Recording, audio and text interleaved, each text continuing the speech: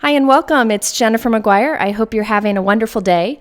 This is day 3 of my favorite crafty things of 2016, and today I'm focusing on inks. Now before we get started, I have a few things I wanted to mention. First, be sure to go to my blog for discount codes and giveaways and multiple sources for the products I talk about. I also want to mention that this video isn't really complete. I'm just focusing on the inks that I find work best for me, but there are other types of inks that might work well for you, and I will link to some very helpful videos about hybrid inks and pigment inks and comparisons of different ink types and much more in-depth videos. I'll link to all those below because I think they could be helpful if you're really struggling to find the right ink for you. Today I'm focusing on the ones that I find I have the best luck with and what I find a lot of my fellow crafters seem to like too.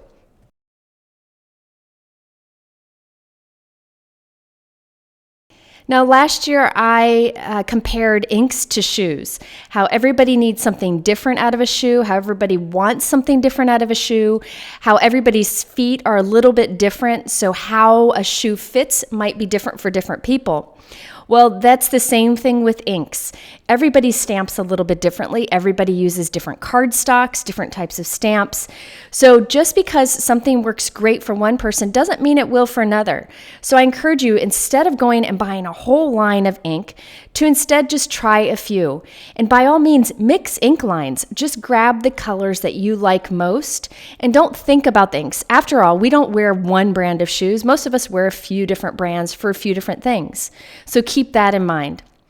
Also, there are, as I mentioned, there are other types of inks. I am focusing mostly on dye today because I find I use dye inks the most for a few reasons. One, I get the best results with them. 2, they last a long time. You rarely need to re-ink them. And 3, there are so many available. And also a fourth thing would be that there are a lot of techniques you can do with dye ink. So that's why I'm focusing on those today. So a lot of my favorites were my favorites last year, but I have a few helpful hints and a few new inks that I'm going to share today. Another thing to mention is that a lot of people ask me, why don't you use brand X inks or whatever? And here's the thing, if I try it and I don't get good results, I'm not going to go sing that from the rooftops. I will kind of keep that to myself because just because I don't have a good experience with it doesn't mean others won't. I will never bash a product ever. So what I share with you are things that I've tried for a long time and I found have worked. There are inks that other people like, so you can check out other videos to find out more about those too. Okay, so before we jump in, I just wanted to address some questions or things that I think might be helpful to you when you're picking out an ink or using an ink. One very important thing is to prep your stamps before you use them. I did a video on this a few months ago and I thought I'd talk about it again. Sometimes I get an email saying, hey, you recommended these stamps and this ink, and when I went to stamp them, they stamped splotchy. Well, I think it's really important to first prep your stamp. Basically, you're just going to give it a little TLC before you use it. There are many things you can do to prep your stamp. One is to wipe it with your chamois or a baby wipe. Wipe it against the palm of your hand several times. One thing you can do is maybe ink it with some Versamark ink and then kind of squish that onto some scrap paper. So here I'm inking it up with Versamark ink. It's a clear ink, kind of smush it all around just to really give that stamp a little bit of attention, a little practice run before you go to the big game. Another thing is just pick whatever ink you're using and stamp it a few times on scrap paper. And you'll see every time you stamp it, you'll get better results with each stamp. So just give it some love, give it some attention, give it some practice, and then you're more likely to get better results, much better results, no matter what type of ink or stamp you have. Also keep in mind that the quality of the stamp itself is extremely important when it comes to clear stamps. If you find a clear stamp set that's very inexpensive, chances are it's not made with a high quality product and it won't stamp well. So please keep that in mind. That's something you really need to consider. Okay, another thing that's important that I've been getting a lot of questions about is full pads versus ink cubes. There are so many inks, especially this year. There's so many new inks came out. And some of them are available in either the full pad or the cube. And people ask, can you get the same results from the two? So I did some testing, and I've been doing some testing for a while now, and I tried out Hero Art shadow inks in both sizes, Altenew inks in both sizes, and Gina K inks in both sizes. These are all dye inks, and I found if you're careful when you ink up your stamp, watch, I ink around and I make sure there's no lines from the edge of the ink pad. If you're careful that you ink it up well, you can get just as wonderful of results with the cube as you do with the ink pad. I find that the formulation seems to be the same, the ink colors seem to be the same. You want to just make sure you're picking a really good quality ink line, and the ones that I'm talking about today are all really good quality. Now here's one stamped with the full pad. Keep in mind, these are two different colors of ink. So that's why the color looks a little bit different. They're two complete different colors, but I didn't have two of the same color. But you can see how the results are very similar. So if you're looking to save money, you can try the ink cubes, or maybe get one and just test it out and see if it works for you. Now with distress inks, that's a whole nother ballgame. I'll talk about those later in this video. With pigment inks, which I'm not really talking about in this video because I don't use pigment inks as much, definitely you can go with the little cubes. They work just as well as the full pad. But if you get a cube, find you have trouble inking with it, they may not work for you. Everybody's a little bit different, but it's worth a try to save some money. Okay, so another incredibly important factor in getting a good stamped image is what type of paper you use. A lot of people talk about, hey, what inks give you the best results? But a big part of that is what kind of paper you're using. You want to use high quality paper if you can. This is Neenah White cardstock. It's Classic Crest Solar White, and it's what I use for 99% of my stamping. That's the piece you see on the left there. That's what you see me use in almost every video. It takes ink nicely. It takes blended ink nicely. It's just a great quality cardstock that comes in 80 and 110 pound.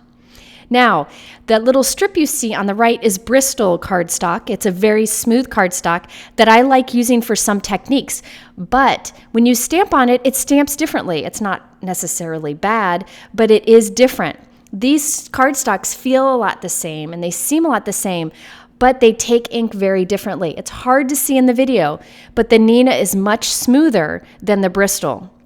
I like the Bristol for many techniques, but you need to consider what cardstock you're using. So it's hard to compare inks and how they perform if your papers aren't the same.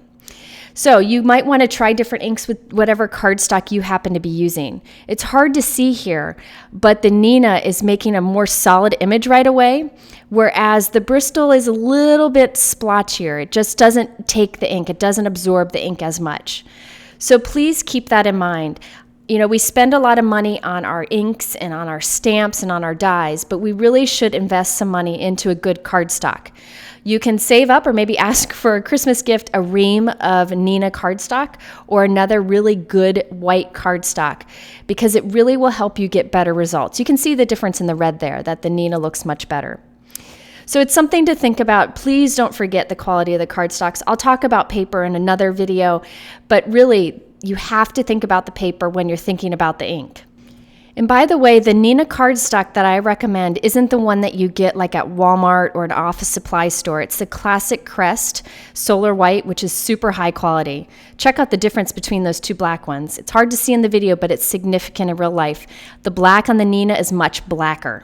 Okay, so there's a little spiel about the cardstocks. Everything I'm using in this video is, if it's white, it's the Neenah White because I find that stamps the best for me. Okay, so now that we've covered all that, let's go ahead and start talking about the inks that I've had the best success with in 2016. Let's start with the basic black inks because every stamper needs a good black ink. There are actually 3 that I use for 3 different things. The first one is the same ink that I have been using since I started stamping almost 15 years ago. It's the Hero Art Black Dye ink. It's just a great black ink that gives you a nice crisp black result, dark result, and it can be used with everything except Copic markers. So you can use it with watercolor, you can use it for basic stamping. You'll probably see me use that in almost every video I do. Now, dye ink. These are all dye inks that I'm talking about today, except for a few exceptions, which I'll talk about. But this is a dye ink. It dyes the paper. It absorbs into the paper, so it dries almost right away. You can rub your finger across it and it won't smear. And it almost always does soften and smooth out as it dries. This black looks good right off the bat, and it gives great results. I can't recommend it enough, and I never have to re-ink this sucker. I've only used 2 Hero Arts ink pads in the many years that I have been stamping. I've only replaced it once. So you could get re-inker for this, but I find that with the dye inks I talk about in today's video, I never use re-inkers. Distress inks is a different story, but all the other dye inks, I don't use a re-inker. Another black ink that many people like because it's so dark black and crisp is the VersaFine Black Pigment Ink. This is a pigment ink. It takes a little bit longer to dry. So if I wiped my finger across that, it would smear. Now, I'm messy, and I always get messy when I use this ink. That's why I don't use it often. But it is a great crisp black ink, and you could put clear embossing powder on it to get a heat embossed look. Many people love this ink. I just happen to be all thumbs, and I smear it every time I use it, or I get it all over my hand. So if you're a clean stamper, this is an incredible ink that really works well. Again, it's pigment. It kind of sits on top of the paper and stays wet a little bit longer, so you can add that embossing powder if you want, or you can just let it dry on its own. Now, another black ink that I like is the My Favorite Things Black Hybrid Ink. Now, this is a hybrid ink. The first one was dye. The second was pigment. This is hybrid, which is kind of in between the two. The reason I am using a hybrid here as my third favorite ink is because this one is Copic marker friendly. Now, most Copic marker friendly inks don't stamp super duper black. So what some people do is stamp with this, color with their Copics, and then stamp right on top again with one of the darker black inks to get a really crisp black image. Helps to have a stamping tool for that. But I generally just stamp with the black My Favorite Things hybrid ink if I need to do Copic coloring. Okay, so now let's talk about colored inks, and then we'll talk about specialty inks after that. Color dye inks. Again, there are many wonderful pigment and hybrid inks on the market. Be sure to check out my video where I talk more about those. I'll link to that below. But I generally use color dye inks because they give the best results. The ones that I've been using since I started stamping is the Hero Arts Shadow Ink. They come in soft colors and then the mid-tone colors, which are brighter. Now I'm going to go ahead and stamp these 3 ink pads all next to each other. This one is the Simon Says Stamp Dye Ink, not the hybrid, the dye, and the W+9 dye ink. Now these 3 inks are the same formulation. They're made at the same manufacturer. They all give the same performance, and they all come in different colors. So you can pick and choose what colors you like. I am a big fan of mixing up ink lines. Don't just stick to one. That's kind of silly. It's better to mix and match and find beautiful colors. I find Hero Arts has some great basic colors. Simon Says Stamp has a lot of lighter and darker colors, and W+9 has beautiful rich colors. So by mixing them together on a project, you can get a great array of color. Now the thing with this ink is it's a dye ink that absorbs into the paper. It's instantly dry to the touch, but it slowly smooths and evens as you let it dry. Now these inks are very high quality. They're all made in the USA. I've never re-inked one of them in my life. There are re-inkers available for some of these, but I don't use them. So it's totally up to you if that's something that you want to invest in, but I've never found a need. Now that those top colors are dry, you can see how smooth and solid they are. I'm stamping them again right below so you can see how much it softens and smooths out. So you got to keep in mind that this ink softens as it dries. But the results are almost always wonderful, especially when you're using a good cardstock. If I get an email from someone and they say, oh, I tried the Hero Arts inks and they're too splotchy for me, it's almost always that they're not using a good cardstock. And the other reason is they didn't prep their stamp first. So if you do those things, you'll get great results with these inks, and you don't have to worry about re-inkers. These pads will last you a long time. Gorgeous, rich, beautiful colors. Next up is the Lawn Fawn dye ink line. These are beautiful inks also. They're similar to the inks I just showed you, but I find that they don't smooth out as much. They give you better results right upon stamping.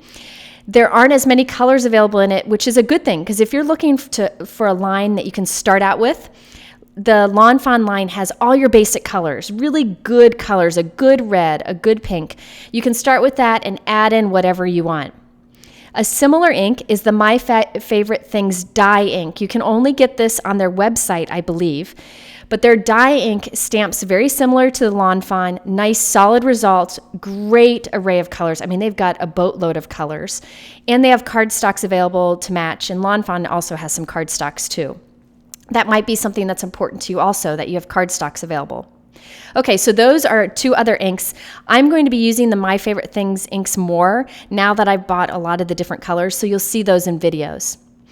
The Ranger dye inks are incredible inks. These came out last year and they just had a few basic colors, and thankfully they added some colors to the collection this year. I think these stamp very similar to the Lawn Fawn and My Favorite Things. Great solid results right upon stamping, beautiful colors. It's another good ink line that you can jump into stamping with, a good beginner line.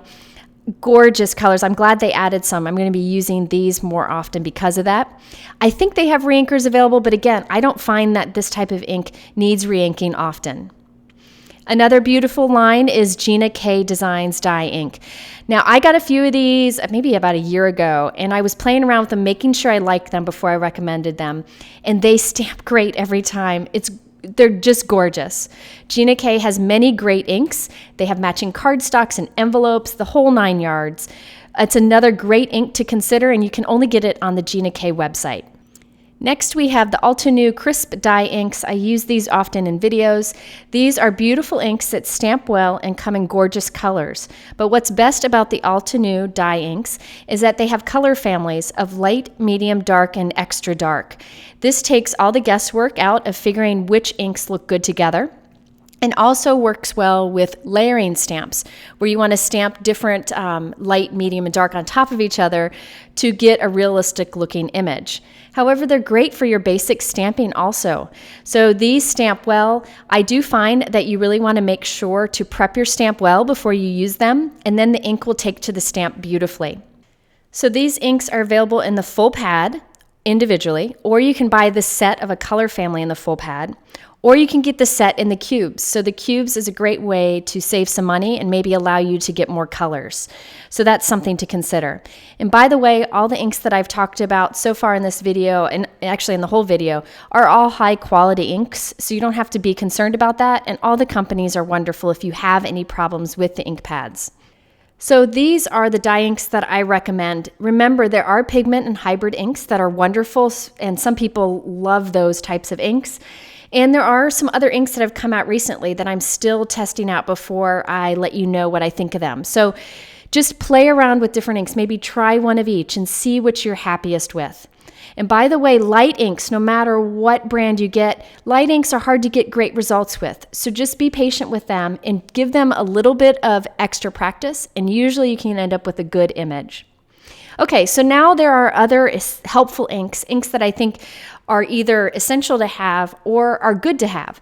So the first one is, besides a black ink pad, one that you definitely need is Versamark ink or some type of embossing ink. Now, Versamark ink is called a watermark stamp pad. It is basically a clear, sticky ink. So it's got like a foam pad. You can buy a reinker for this, but I find they last a long time. Once again, it's kind of like a pigment ink, so it sits on top of the paper and it is slow to dry. Now, if you stamp it on a colored cardstock, it gives you a watermark, like a darker stamped image of whatever color paper you're using. If you stamp it on white, you pretty much don't see it. But what's beautiful about Versamark ink is that you can add embossing powder to it to get a heat embossed image. On this one, I'm going to add some white heat embossing powder to the first part of this Altenew stamp image that I have here, and clear to the second half so you can see how clear looks with the Versamark ink. Now, Versamark is also wonderful for a ton of different techniques. Resist, embossed resist, lots of things. It's a great staple to have in your ink collection. I use it in almost every video, it seems. So when I heat emboss this, you'll see I get a crisp white where I did the white embossing powder. You can do all different kinds of colored powders. And then where I did the clear powder, it just gets darker there. So it's like it takes the watermark and makes it darker and shiny in that area.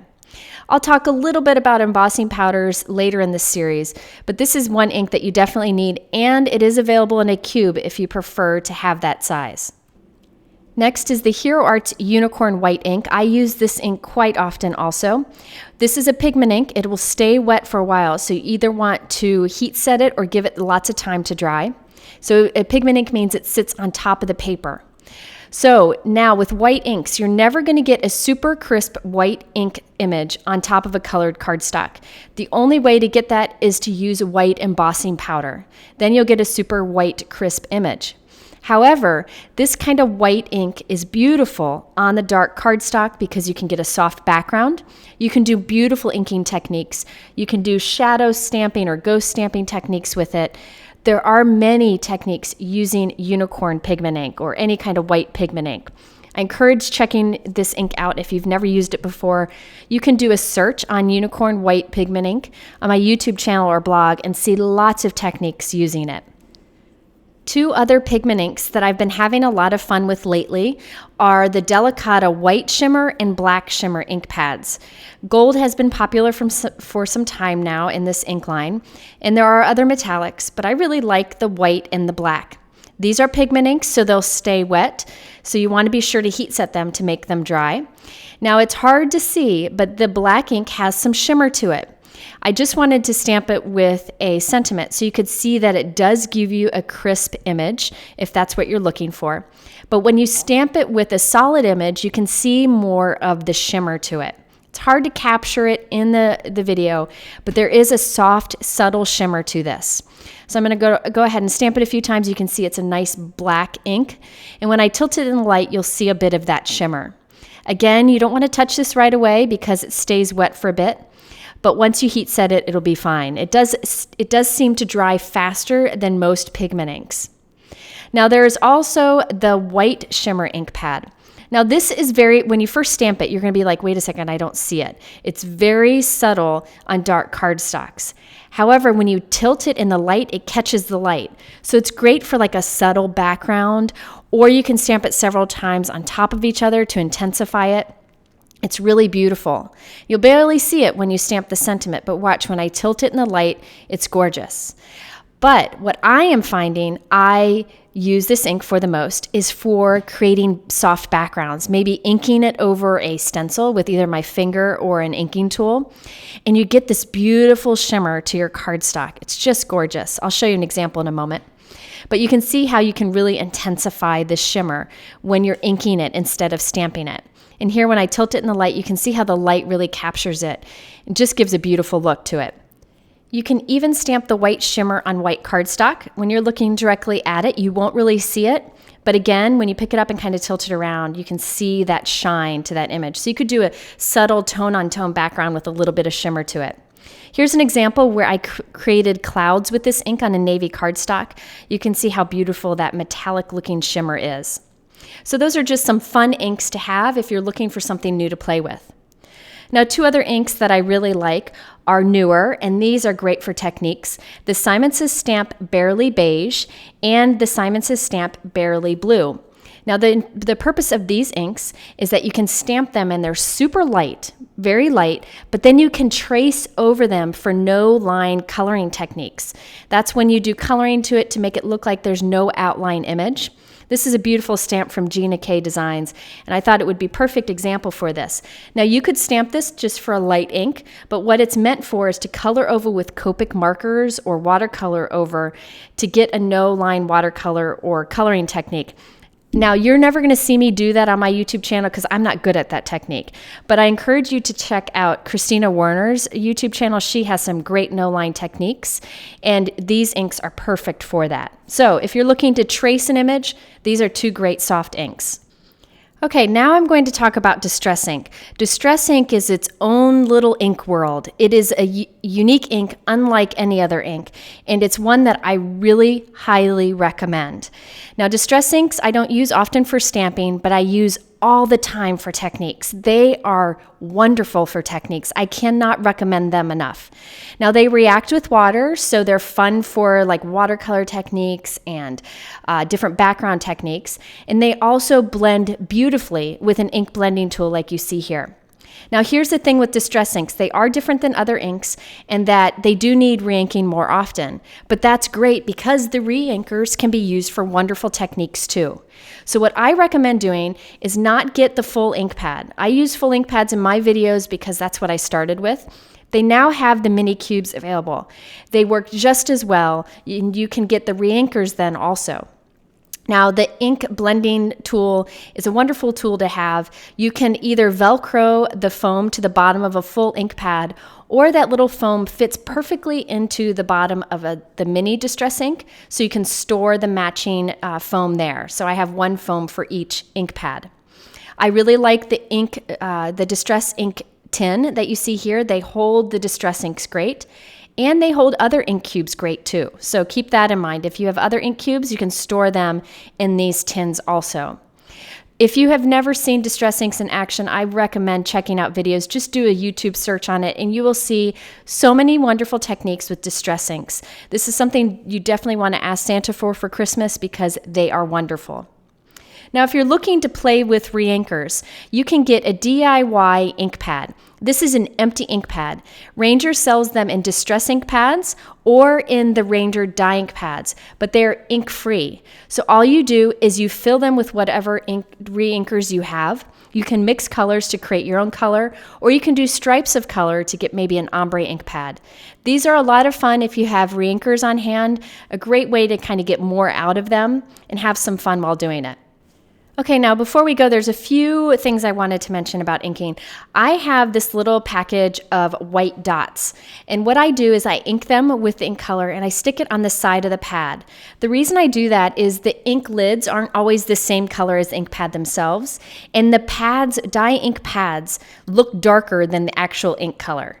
So I just take one of these little white dot stickers, I stamp the ink on it. If you spread the ink on it, it might take more ink and make it look darker. So I always like to stamp the ink on the dot, and then I stick that on the side of the ink pad. That way, when I have my inks in my storage unit, I can see exactly what color it is. This saves me quite a bit of time, and these little dot stickers are great for it. Another thing that's really helpful when you start collecting inks is to have an ink swatch book. I've tried many types of ink swatch books over the years, and this one has been the one that I have liked the most and I've stuck with for some time now. These are coin protector sleeves, and I cut, I think it's 2" by 2" swatches, and I put them in there, and I just stamp the ink. Now, I have ink swatches that you can print and download for free over on my blog, so you can create your own. And I'll be updating those soon with all the new inks that have come out lately. There are so many. This is just very helpful to me, and I know other people have liked it. I don't put my sleeves in a binder because I find it easier to have them with these rings, so I can easily flip the pages and fold them back on themselves. So there are many ways you can put together an ink swatch book, but I encourage you to come up with a system that works for you because it'll save you a lot of time in finding inks that match the project you're doing or match each other. So there's my rundown on inks. Be sure to check out the other videos that I linked to in my YouTube description below. They might be helpful to you. But keep in mind, you don't need to get one line and stick with it. Just mix and match lines. You can use different lines of ink together on a project and get exactly what you want that way. Okay, so again, I link to sources for these inks in my description below. You can also go to my blog for more places to find the inks and also for discount code and some giveaways. I appreciate you stopping by and watching these long videos as part of this My Favorite Crafty Things series. I hope it's helpful to you. I'll be back with some more very soon. We have a few more days of this series.